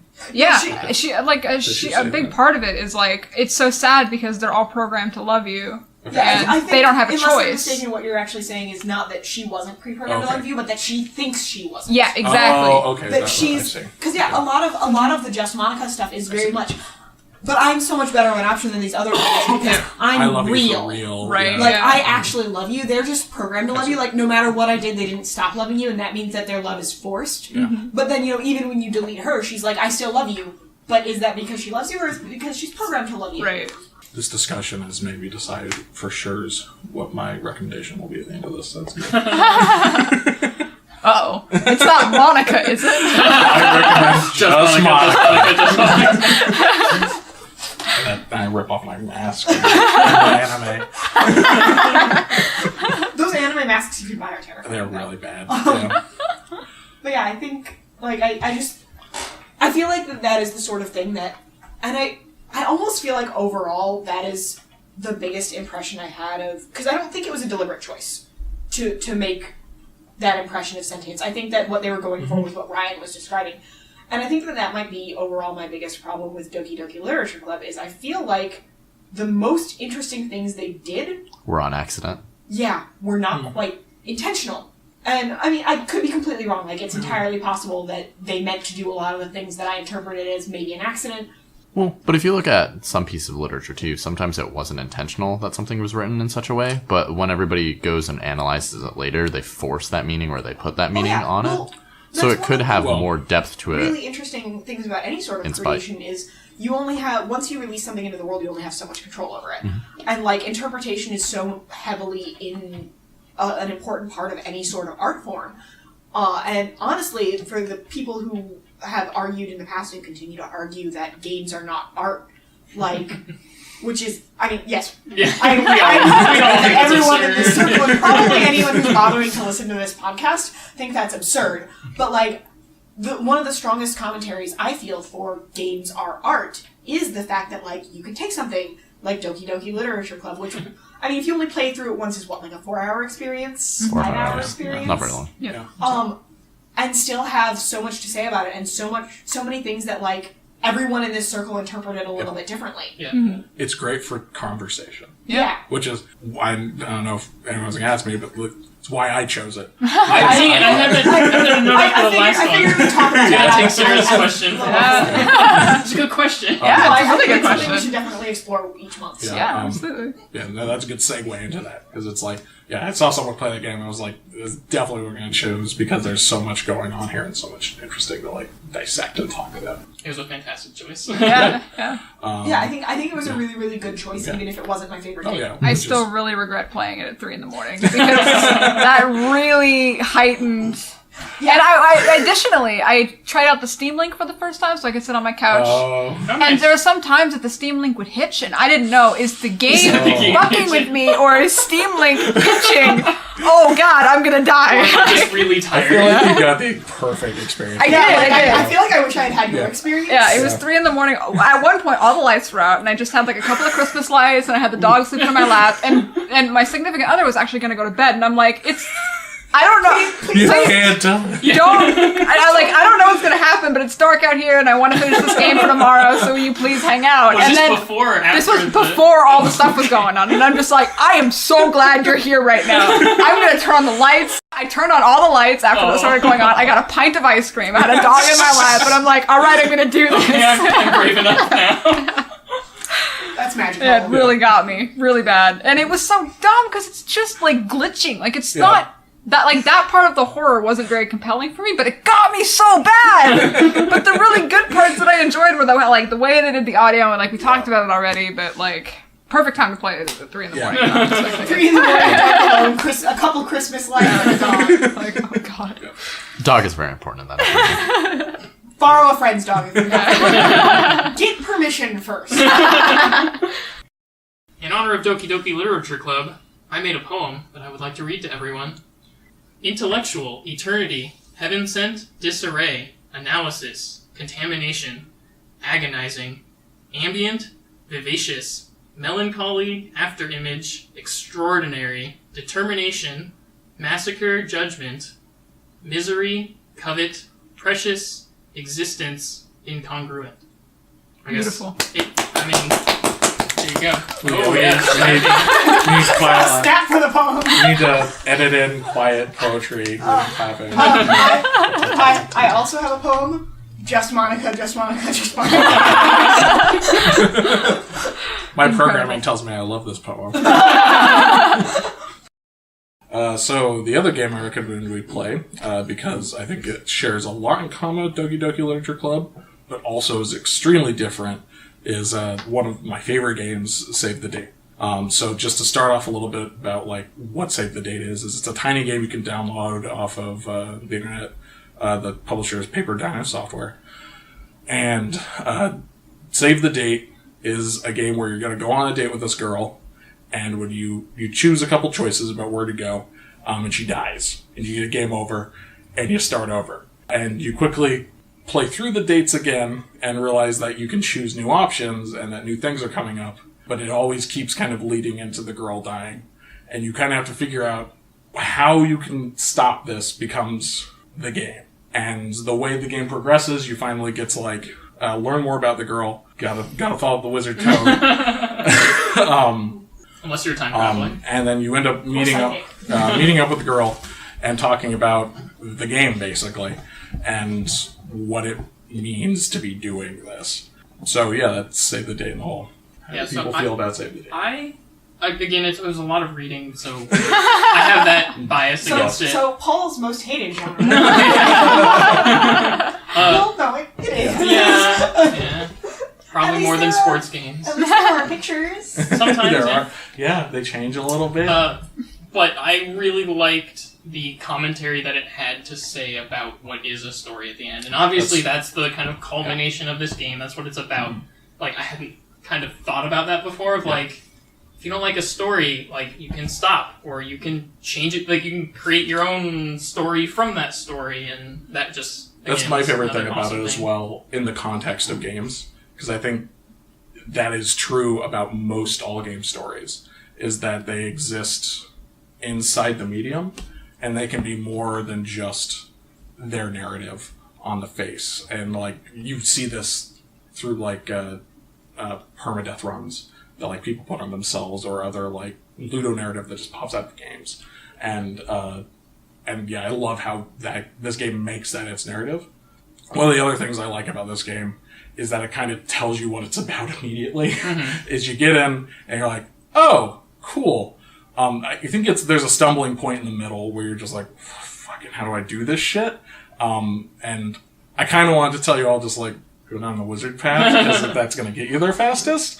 But I'm glad you didn't. Yeah, but I felt like it would have been I feel like it's a fast enough game overall. Exactly. I don't know. I had a really lukewarm reception to it because I never got to that part where you actually talk about the narrative. Oh, really? Yeah. You missed that's when it gets... Yeah, I know. I lost my patience. And that's at some point, understandable. like, I'd gone through all the dates, I looked at all... Like, at some point between ninjas and a sea monster, I'm just like... You felt like I get you hit it. the option. Yeah, like, I get it. There's no way to save this girl. I get what you're doing, game. It's good stuff. But I had just played Doki Doki Literature Club 4 hours before. Yeah. And, I said, like I'm gonna 6 look. a.m. I said, I'm gonna look around in the files and see if there's something I can do. And sure enough, You found the I'm a hacker? yeah, there's a README called "I am a hacker" README. So Wow. I opened it and it said, you need to set "I am a hacker" to true in this other file, and so I did. And so I got the ending where you go eat at a magical floating thing in the sky and nothing bad ever happens. What? Yeah, so, And they live happily ever after. And I'm like.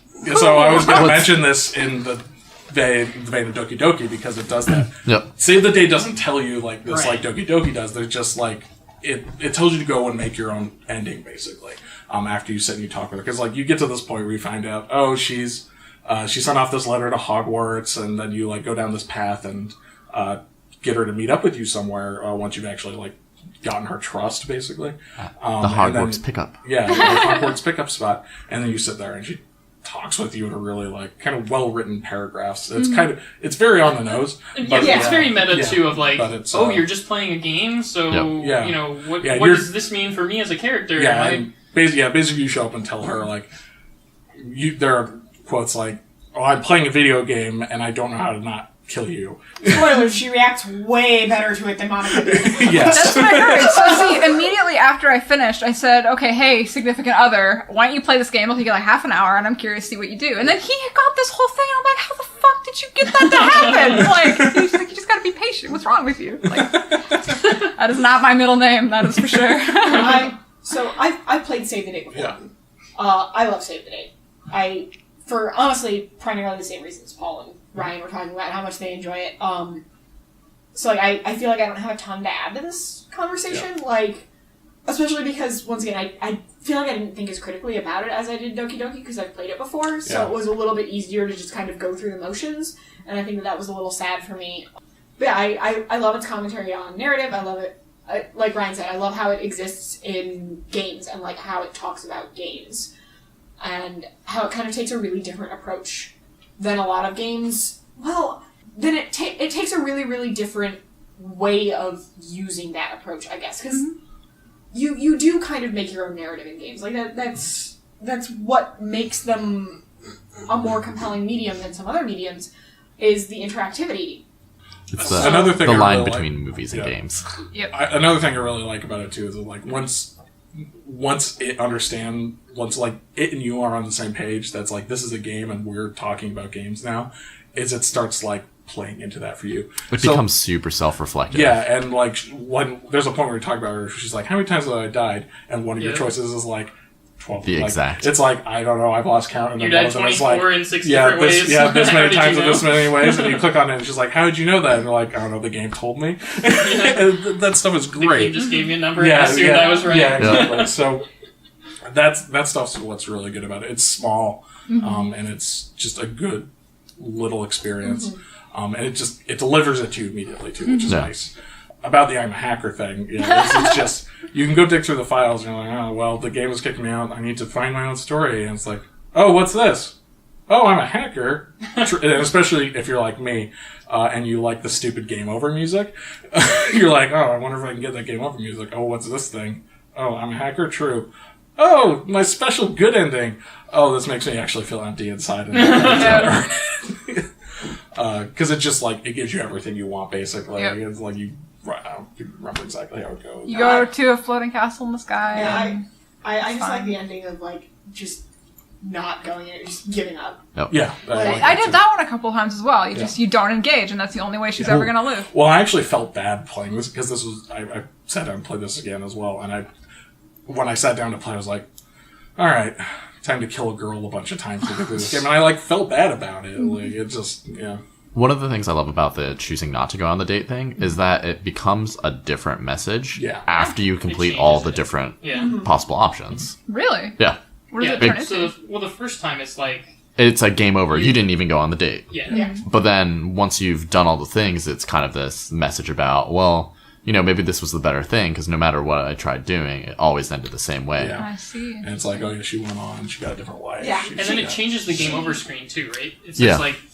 I think it just becomes the end. Yeah, something like Or that. just end. She goes on to live her life without you and doesn't die, and, like... So, coming off of Doki Doki Literature Club to play this was really, really interesting for me, because I feel like this succeeds in a lot of the way that Doki Doki fails for me.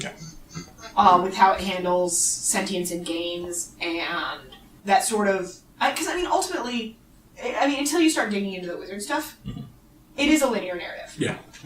Which is really, really interesting because it approaches linear narrative in a really, really different way than a lot of things do. It's more like a tree branch. Where it's But it's very shallow. Yes. Yeah, it's shallow. But it all winds up doing this at the Yeah. end. Like, Yeah. with the exception of, like I said, the wizard stuff and apparently the hacker ending. Yeah. There's a couple ways to get out of it, but overall, the overall narrative is very linear. It's very much, you go on a date with this girl, you do your best to save her, and she dies. Yeah. And, like, I think it's a really interesting commentary on choice, and it's a really, really interesting commentary on how stories are presented. I agree. Another thing I wanted to say about it is we were looking into it more, and the developer, someone was talking to the developer about it, and he was like they asked him what he thought the ending was, and he was like, well, my favorite thing about the game is how people go and make their own endings out of it. He's like, the real endings to me are like when people go and they mod the game, or when they go and they write their own story about it, and when they expand it and take it further from that. And I thought that was a really powerful thing. They literally create their own story they create within something the game. new That's to really cool. end it. Yeah. Yeah. So I can't speak for anyone else, but I liked Save the Date a lot better than I agree. Doki Doki. I personally like Doki Doki better, but... Same. I get it. It's a personal preference, yeah. Save the Day has a really big part in my heart because I played it first, and it was nothing else I had seen before, and it just really hit me in that way. That's a really good point. I wonder if my opinion would be flipped if I hadn't already played Save the Date. Totally. And that was the other thing too. When I played Doki Doki, I had these expectations that Save the Date put on it. Gotcha. Because I saw what was happening, and I was like, that seems a lot like Save the Date. I wonder if it's made by the same person, because this seems like an extension of that, which I thought was really interesting. And B, when I played with my wife and friend, I was like, this is like Save the Date, and we all went in with an expectation. And we're all like, well, it's not quite, but it does cool things, yeah. One other thing I wanted to say was, I like that as you're playing through it, and, she keeps dying, but you do start to get more information on, Felicia, the character, of like her dad left and her mom drank a lot and she wanted to be whisked off to hunt. And you're like slowly, obviously some of this pertains to like the end on a hill thing, but like some of it's just learning backstory of the character as you go through this like Groundhog Day thing. And I think that's really, really interesting because I think that's part of the reason Ryan mentioned that I felt as well, which is, okay, time to go kill this girl a bunch of times. Yeah. Like, I still would have felt bad about, like, had I gone in knowing, even not knowing anything about Felicia, had I gone in being like, I guess I know I'm going to kill this girl a bunch of times, but not really knowing anything about her, it wouldn't have been as impactful for me. Like, the more you know about her, I feel like the more impactful each death is. Right, And so, one of the things I really, really like about Save the Date is it builds on itself. That's almost true. Yeah. Because the more times you play it, it's building on itself in two ways. One, you're learning more and more about Felicia, which makes you more invested in her as a character and as, a person, for lack of a better term, even though obviously she's just a bunch of written dialogue. We seek that out and try and identify with that. That's why character-driven stuff is so strong for a lot of people. But you're also more invested because you've kept failing. Yeah. Mm-hmm. So, like, the desire to actually accomplish and tease out what is effectively a puzzle. Mm-hmm. Yeah, exactly. Because like you were just saying, it starts as a mechanic. It's purely mechanical. And then the narrative meets the mechanic. And says, hi, let's go on together. Well, one of the things I love is that you actually end up having two goals in that game. One is to try and save her. The other one is, let's find out about her. Yeah. And I love it when there's kind of a sub-objective in things, like especially when it's optional. Because then it feels like you went out of your way to do the thing, then you're actually rewarded with something fun and interesting. What I was going to say was it's interesting to me that you both pointed out, like, I feel bad, going in and killing her multiple times or whatever, when for me, both Doki Doki, honestly, and Save the Date, like, I know that it's trying to have that effect on me, but there's something inside of me that's like, but it's just a game, and so I don't care or I don't feel that emotion that everyone has. It's just how you relate to things is a little different than how we relate to things. Similar to your thing about Frank, it's like, I wish I could have that drive. For what it's worth, I didn't feel particularly bad about any of the deaths in Doki Doki. Gotcha. And I played through it, I think, 3 times total. Yeah. Like, from Sayori to just Monica. Yeah, I think the reason, like, I feel bad about her is, like, in the course of that game, she basically tells me why she's a character and why she's more, like, the idea of her. Even though she's limited to this amount of text, the idea of her and my interaction with her in the story goes beyond that game. And because she's this character, she lives outside of the written text and the medium that she's inside of. So it's like, oh, this thing is just more. Yeah, and that's where my empathy comes from. Gotcha. Yeah. I feel like that's much better articulated than anything I But basically, it's very similar. Like, I do tend to have pretty heavily empathize with characters overall. So, like, I'm the person who, like, the reason I struggle with, XCOM, for example, is because I'm like, but I can't, even if I randomly generate these names, I'm like, but these people, like, I played a game called Evil Genius 2 where you get minions. And, like, the minions are intended to be an entirely expendable resource, but they give them all names. And so I'm like, no, George, no. I can't let George die. And on the, like, flip end of that, that's why I love XCOM, because I get to have these emotional relationships with these characters, and I feel like shit when I fail them. Why? And I think that's one of the great things about XCOM. Oh, totally. Like, it's kind of the exact opposite of, to me, of, like, an MMO. Where, instead of, in an MMO, you can forge relationships with real people who you interact with and do quests and things with. And if they die, there are no consequences. In XCOM, you're forming one-sided relationships with these named characters who you're trying to get to accomplish a thing, and when they die, they're gone. That's a good point. Like, and I just think that's kind of an interesting opposite. Yeah. Because, like, there's obviously some level of consequence to death in an MMO. Like, in WoW, your gear is damaged and you have to repair it or whatever. But if I play an MMO with Frank and Paul, if Paul's character dies, I don't lose Paul. I'm also the healer, so I don't die. And when Frank dies, because I'm not there on that lose day. Frank. But, like, if I play XCOM and I name 2 characters, Paul and Frank, and Frank dies, Paul doesn't because he's the healer. then I lose Frank. Frank is gone. And it's just, like I said, it's just it's not something I'd really thought about before, but it's a really interesting kind of opposite. I agree. I don't remember where I was going with that. That occurred to me. Do you have anything else to say about Save the Date? I don't think so. I mean, it was mostly just the commentary. Anyone who's interested in game narrative should play it. I agree. Absolutely. Yeah, if you want to write, or just if you're interested in games in general, Save the Date like is so quick. Yeah, it's like I feel like if anyone is interested in game design, they should play Stanley Parable. Yeah. Oh, yeah.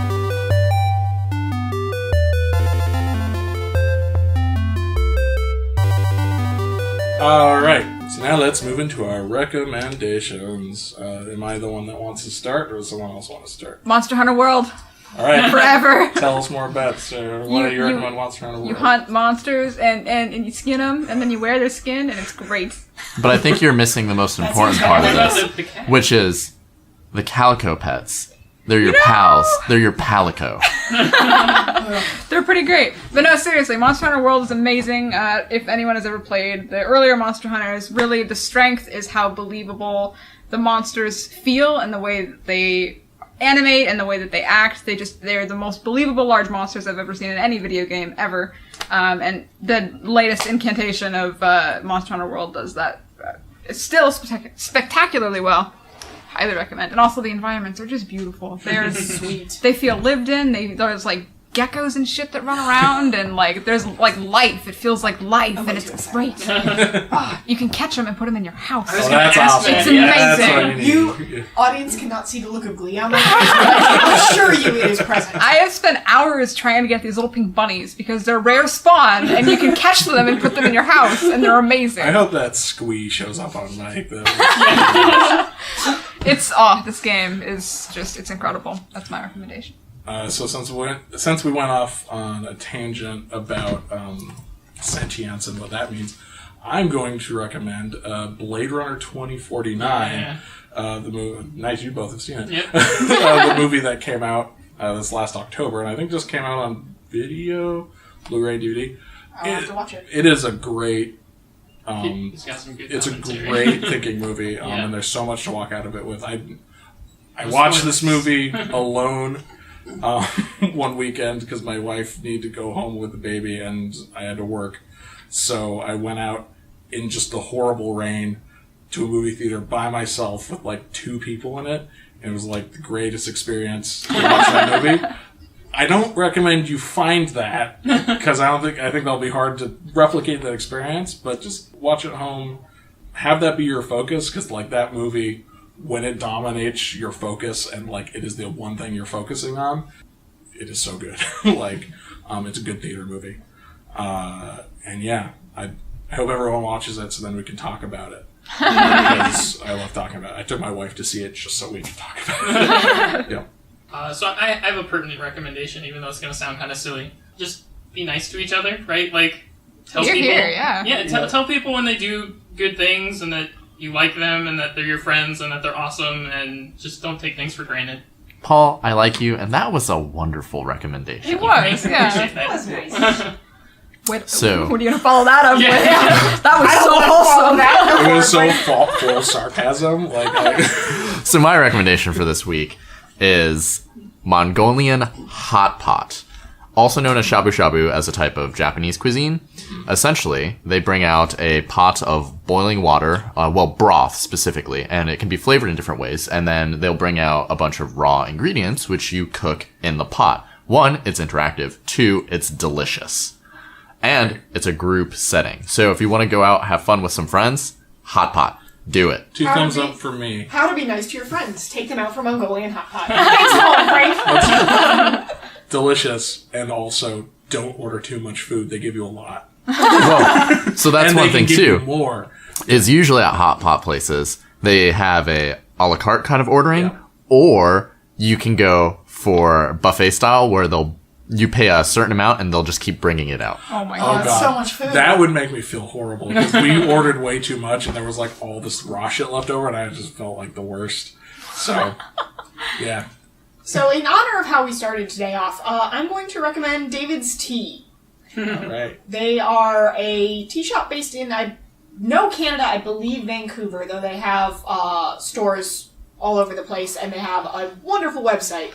Mostly it's wonderful because they send you free samples of teas based off of what you order. I have a tea problem, as anyone who has seen my tea cabinet. I have good more tea. witness. Yeah. No, Allie has a tea solution. I need more teas to have a tea solution. Paul has declared me a certified tea wizard. That's true. But yeah, Wizard with the tea solution sounds like a villain in a campaign. I could get behind that. Yeah, they have a huge variety of teas. They have a lot of classic teas that are unflavored, as well as a ton of amazing flavored teas. Specifically, my favorite would be their Queen of Tarts tea, which is an amazing hibiscus, super caffeinated tea that I absolutely love. Is that the one that changes colors? No, that is, I think, Magic Potion, and that one nice. starts out dark purple, and then you add lemon to it, and it turns light purple. Because we live in the future where we can have color-changing teas. Science. I think that's it, though. Yeah, nice. I have a secondary father recommendation.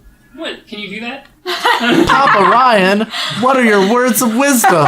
We can cut it out, but I'm going to toss it in there. So if you're a parent, one thing you know is diaper brands exist. And you might have thought before you became a parent, whatever, any diaper works, it's fine. Fucking wrong. Diaper brands are important. And what I've discovered is Pampers is the best brand. Because you know what? Clean. Just like white, simple, not covered in bullshit so you can't tell if your child has shit or pissed themselves. Important thing with a child. Very clear blue line when pee is there. Large enough to like strap on. No extra bullshit. Pampers, the brand. This is what I've discovered. When Rory is old enough, I'm going to make him listen specifically to this part of the podcast.